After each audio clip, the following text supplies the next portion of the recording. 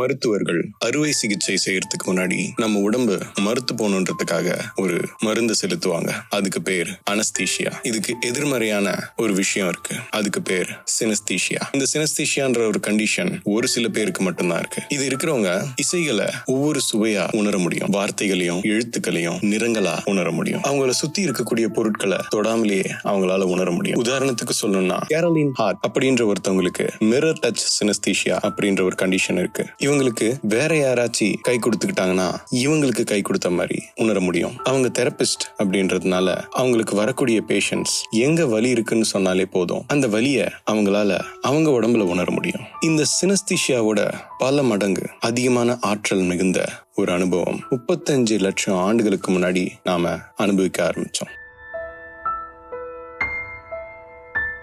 மனித குரங்குகள் உணவை தேடி அழிஞ்சிட்டு இருந்துச்சுங்க. அந்த சமயத்துல மிருகங்களோட கழிவுல ஒரு காளானை பார்த்துச்சுங்க. எது கிடைச்சாலும் சாப்பிடக்கூடிய நிலைமையில இருந்த அந்த உயிரினங்கள் அந்த காளானையும் விட்டு வைக்கல. அந்த காளானை எடுத்து சாப்பிட்டு பார்த்துச்சுங்க. அதுக்கப்புறம்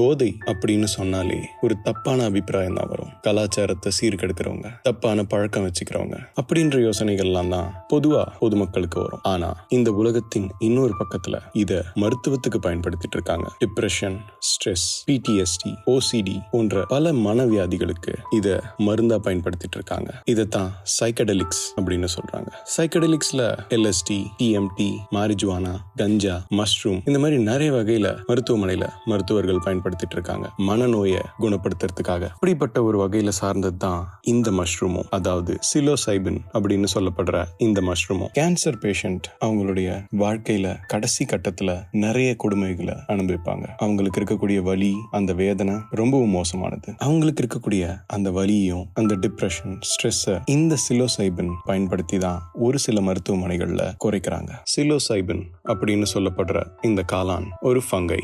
எல்லா உயிரினங்கள் மாதிரியும் மற்ற உயிரினங்களிடமிருந்து தன்னைத்தானே பாதுகாத்துக்கிறதுக்காக ஒரு தற்காப்பை இந்த காளான்களும் உருவாக்கி வச்சுக்கிச்சுங்க. அது என்னன்னா, எறும்புகள், பூச்சிகள் போன்ற உயிரினங்கள்லாம் இத சாப்பிடுறதுக்கு வரும்பொழுது முழுசா சாப்பிட்டு முடிக்கிறதுக்கு முன்னாடி அதுங்க மயக்கம் அடைஞ்சிரும். ஏன்னா அப்படிப்பட்ட ஒரு ரசாயனத்தை இதுங்க வச்சிட்டு இருக்குங்க. அதை உட்கொள்ளும் பொழுது எறும்புகள் அதை முழுசா சாப்பிட்டு முடிக்கிறதுக்கு முன்னாடி மயக்கம் போட்டுருங்க. ஆனா மனுஷங்களுக்கு இது வேற ஒரு அனுபவத்தை கொடுக்குது.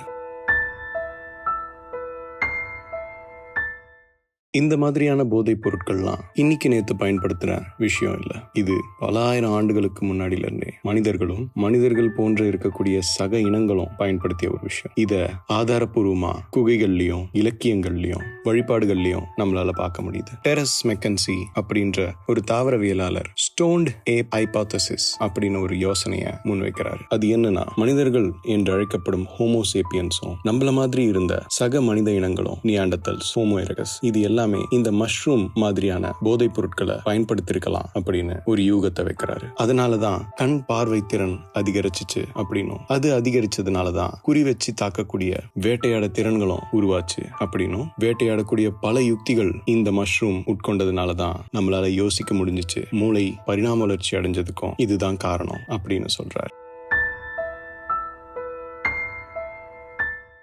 நம்ம மூளையில செரோட்டனின் அப்படின்னு சொல்லப்படுற ஒரு நியூரோ டிரான்ஸ்மிட்டர் இருக்கு. இதுதான் நம்மளுடைய மனநிலை, நம்மளுடைய உணர்ச்சிகள், நம்மளுடைய தூக்கம் இது எல்லாத்துக்கும் காரணமானது. இந்த ரசாயனம் நம்ம மூளையில சரியான அளவுல சுரக்கலனா நமக்கு டிப்ரெஷன், டென்ஷன், ஸ்ட்ரெஸ் இதெல்லாம் உருவாகும். இதுல ஆச்சரியமான விஷயம் என்னன்னா, இந்த செரோட்டனினோட ரசாயன வடிவமும் அந்த மஷ்ரூம்ல இருக்கக்கூடிய சிலோசைபின் அப்படின்ற ரசாயன வடிவமும் கிட்டத்தட்ட ஒரே மாதிரி இருக்கிறதுனால இதை நம்ம சாப்பிட்டதுக்கு அப்புறம் நம்ம மூளையில ரெண்டும் ஒன்னா இணைஞ்சிடுதுங்க. அப்படி இணையும் பொழுது நம்ம மூளையோட ஆற்றலையும் நம்மளுடைய மனநிலையும் தலைகீழ திருப்பி போட்டுடுது.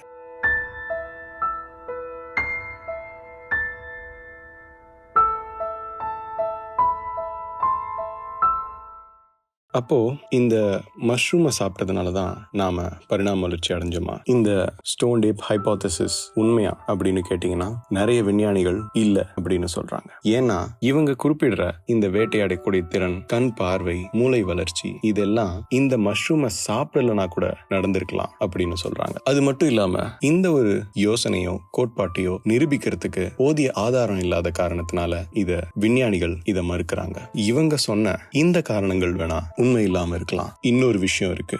அது என்னன்னா, ஒரு குழந்தை கிட்ட அந்த இடத்துக்கு போகாத அப்படின்னு சொன்னா அது கேட்காது. அந்த இடத்துக்கு வேணும்னே போகும். ஆனா அந்த இடத்துல 3 கண்ணோட 4 கையை வச்சுக்கிட்டு ஒரு ராட்சசன் உன்னை சாப்பிடறதுக்காக காத்துட்டு இருக்கான் அப்படின்னு பயம்புறுத்தினீங்கன்னா அந்த குழந்தை அந்த பக்கமே போகாது. மனிதர்கள் பொதுவா கூட்டம் கூட்டமா வாழக்கூடிய ஒரு உயிரினம். ஒரு பெரிய கூட்டத்தை வழி நடத்தணும்னா பயம் ரொம்ப முக்கியம். அந்த பயத்துக்கு சரியான கதைகள் முக்கியம். சரியான கதைக்கு அளவுக்கு அதிகமான கற்பனை முக்கியம். இந்த மஷ்ரூமை நம்ம சாப்பிடுறதுனால நாம ஒரு நிலை அடைவோம்.